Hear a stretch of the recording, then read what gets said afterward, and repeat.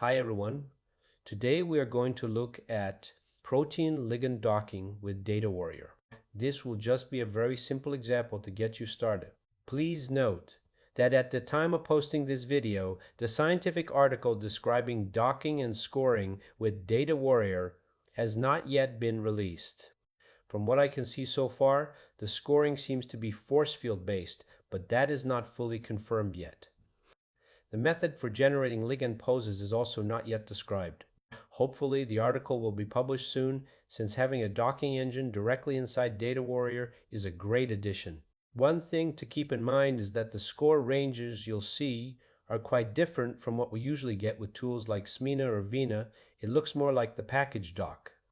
DataWarrior does find some very interesting ligand poses on difficult pockets compared to other tools I have been using, so it could be very valuable. I still do not know if the docking method works for short peptides. It should, but this still has to be tested. Let's proceed now with the example. But just a quick note before, if you're using a laptop, you'll need a mouse for proper control. Whether on a laptop or a workstation, a 3-button mouse is strongly recommended for smooth manipulation of molecules in 3D. We start by opening DataWarrior. Under the Database menu, we select Retrieve Wikipedia Molecules. In the compound name field, we type RIVAR. This narrows down the list to just 2 molecules. Next, we go to the Data menu and choose Delete invisible rows so that only the 2 filtered molecules remain. We only have 2 molecules left in our dataset. The first one is rivaroxaban, an inhibitor of coagulation factor 10, which is a serine protease. You can actually find it bound in the protein structure with the protein databank ID 2W26. The second molecule is brivaracetam, an anti-epileptic drug that has nothing to do with factor 10. In chemistry, we select dock structures into protein cavity. A small window will open. So now we want to load the protein from the PDB database. In the small window, simply enter the PDB code of interest and keep the default protonation states. The protein structure should now be visible on the screen. Once that's done, click OK to start the docking run. The molecules are prepared within DataWarrior, and the 2 compounds will be docked into the protein cavity. You can now see the docking scores displayed. In the visualization window, you can also examine the ligand poses and inspect their interactions with the protein.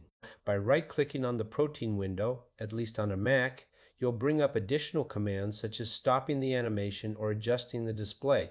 Resize the protein window to see the docked compounds. The docking pose of rivaroxaban looks excellent. Of course, this case is a bit easier since we're docking a compound into the same pocket where it was co-crystallized, but still, it's a good result. Some docking packages don't manage this well because the pocket is not that simple. My assumption here is that the docking is guided only by the pocket without any constraints from the known co-crystallized compound. This we will know for sure once the paper is published, but it would make sense if it works that way. Here we see brivaracetam docked into the protein. As expected, it has nothing to do with being an inhibitor of factor 10. Most of the binding pocket is empty.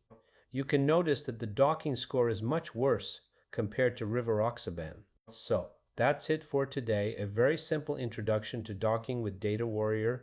To really explore the method in depth, we'll need the research article. For now, I'll pause these tutorials on DataWarrior, even though there are still many other features worth exploring.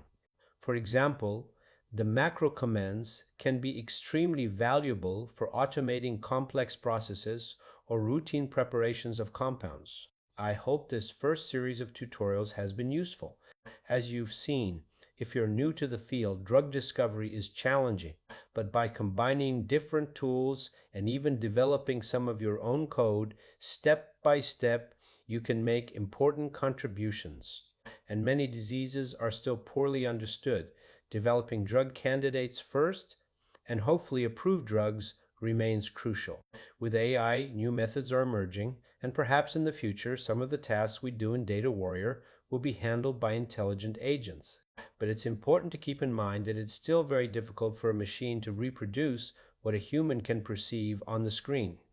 For example, most advanced deep learning AI tools I've tried cannot reliably tell me whether a docking pose is correct or wrong.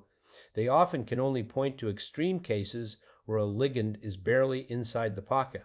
But by training yourself to look carefully at protein structures and ligands, you will develop an intuition about binding poses and about the underlying chemistry, an intuition that will be very difficult to teach to an AI agent. So while AI is a powerful ally, for the foreseeable future, human expertise will remain essential in this field and in many others. I hope this short episode was of interest. I'll continue to share new packages and highlight recent articles here on the channel. Until next time, take care.